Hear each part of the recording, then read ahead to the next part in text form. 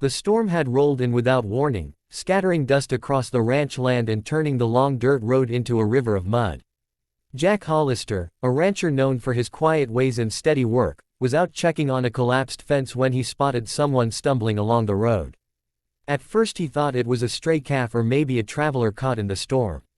But as he drew closer, he saw a young boy, no older than 17, barefoot, soaked, and dragging a fraying canvas sack behind him.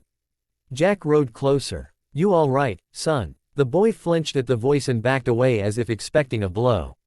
His hair was plastered to his forehead, mud streaked across his cheeks, and his clothes hung off him like they belonged to someone bigger. Fear radiated from him. I'm fine," the boy whispered, though he looked anything but. Jack dismounted, raising his hands in a gesture of peace. "Name's Jack. I own the ranch up the hill. You look like you've been walking for days." The boy swallowed, eyes darting everywhere but at Jack. "I don't need trouble. I just need work. Anything." Jack glanced at the boy's sack, barely big enough to hold a blanket. He'd seen men broken by ranch bosses, but he'd never seen a child this worn. "What's your name?" Jack asked gently. "Evan," he said, voice cracking. "Evan Tate." Jack nodded slowly. "Where you coming from?" Evan tensed. "Nowhere. Don't matter." But the bruises peeking from under his sleeves told a different story. Jack had seen those bruises before, on horses beaten hard, on ranch hands who lived under the wrong kind of boss. "You eaten today?" Jack pressed. Evan shook his head. That was all Jack needed to know. "Come on," Jack said, motioning to his horse. "I won't hurt you. Get on. I'll get you food, a warm place, and work if you want it." Evan hesitated, weighing fear against exhaustion. The wind whipped around him, and thunder cracked across the sky. Finally, slowly, Evan nodded and climbed behind Jack on the saddle. Back at the ranch house, Jack's housekeeper, May, gasped when she saw the state Evan was in. "Lord have mercy," she whispered, pulling him inside and wrapping him in a quilt. Evan stiffened at every touch until he realized May wasn't trying to restrain him, she was helping. When she set a plate of hot food in front of him, Evan stared at it for several seconds before eating like someone afraid the meal might vanish. Jack watched from the doorway. Something inside him tightened, not anger but something worse, recognition. He had been a boy like that once, surviving the hard fists of a father who thought pain built character. As Evan ate, Jack made a silent vow. Whatever hell the boy ran from, it ended here. The first morning on the ranch, Evan woke up expecting to be yelled at, kicked awake, or dragged outside by the collar. Instead, he found a clean shirt folded at the foot of his bed and the smell of fresh biscuits drifting from the kitchen. It unsettled him. Kindness always came with a price, at least in his world. May smiled when he walked in. "Morning, sweetheart. Sit. You'll need strength for the day ahead." Evan hovered at the doorway. "I can eat after work." Jack, already sipping coffee, shook his head. "On this ranch, we eat first. You don't work hungry." Evan slowly sat, every movement cautious. His eyes flickered toward Jack, studying him like a man studying a wild animal who might pounce at any moment. They spent the morning fixing the southern fence.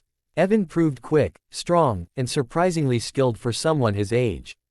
Jack watched him work, noting the way Evan flinched whenever Jack walked behind him, how he apologized for every tiny mistake, how he never lifted his gaze. "Who taught you fence work?" Jack asked casually. Evan stiffened. "My old boss. He liked things perfect." Jack frowned. Liking things perfect and beating people for getting them wrong ain't the same. Evan didn't respond. He kept hammering, shoulders hunched like he expected punishment at any moment. By noon, the sun blazed overhead. Evan's hands shook slightly as he tried to lift another rail. Jack caught his wrist gently. "Rest. Your hands are raw." Evan jerked away, panic surging in his eyes. "I'm fine. I can work. Please don't send me away." Jack exhaled slowly. "Nobody's sending you away, son." The words seemed to hit Evan harder than any blow he'd taken. He stared at Jack, stunned, as if the concept of safety was foreign. Over the next weeks, Evan slowly thawed. He began to smile, small at first, then brighter. He learned to ride properly, helped May in the kitchen, played checkers with Jack in the evenings. For the first time in his life, he felt wanted. But the past doesn't stay buried. One night, a group of riders approached, rough men with whiskey breath and cruel smirks. Evan froze the moment he heard the voice of the man who led them. Clay Henson, Evan's old boss. Clay swung off his horse, glaring at Jack. That boy is mine. Ran away before finishing his contract. Jack stepped in front of Evan, eyes cold. He ain't your property. And he ain't going anywhere. Clay sneered. Watch your tone, Hollister. You don't know whose business you're interfering in. Jack tipped his hat back, jaw tightening. I know abuse when I see it. Clay's hand drifted toward the pistol on his belt. And Evan trembled behind Jack, realizing the peace he found here might shatter in seconds. The standoff stretched into the dusty quiet of the night. Jack didn't blink, didn't budge, didn't give an inch. Clay Henson stood inches from him, breath thick with whiskey, hand still hovering near his gun. You think you can hide him? Clay snarled. The law says he owes me a year. Jack's voice was low, unshaken. The law also says you can't beat a boy half to death, starve him, and treat him like an animal. Clay's eyes darkened. That's ranch work. That's cruelty, Jack snapped. Behind them, Evan felt something he hadn't felt in years, someone fighting for him. Someone standing between him and the monster who'd owned his life. Clay finally spat in the dirt. Step aside, Hollister. Last warning. Jack didn't move. Instead, his hand drifted to his belt buckle, slow and deliberate, showing Clay he was armed too, and far steadier. This ranch isn't a place for men like you. Ride on. Clay smirked. Or what? You'll shoot me. No, Jack said evenly. But I'll defend my home, and everyone in it. Before Clay could answer, May burst out of the house with a shotgun so big it nearly dwarfed her. Clay Henson, you miserable excuse for a man, she hollered. Touch that boy and you'll meet the good Lord tonight. Clay glared, but even he wasn't willing to test a woman with perfect aim and no hesitation. His men shifted nervously. Finally, Clay stepped back. This ain't over. It is, Jack replied. For him, it's over. Clay mounted his horse with a snarl, spit one last time, and rode into the darkness. His men followed, leaving only the sound of crickets and Evan's shaky breaths. Jack turned to him, voice soft again. You're safe. Evan sank to his knees, tears finally breaking free. Why? He choked. Why would you fight for me? Jack crouched beside him. Because someone should have fought for me when I was your age. Nobody did. He placed a steady hand on Evan's shoulder. So I'm fighting for you. Evan cried harder, not from fear, but from the overwhelming realization that he wasn't alone anymore.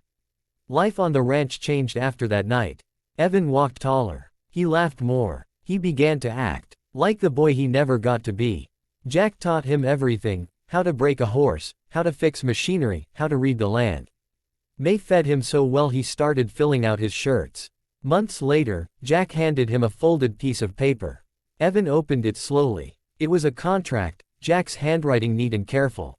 Adoption papers. Evan looked up, stunned, breath shaking. You want me?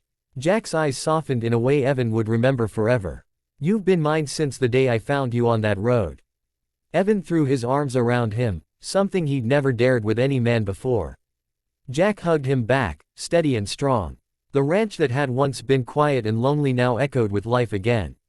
A boy rescued, a man redeemed, and a family born from mercy rather than blood.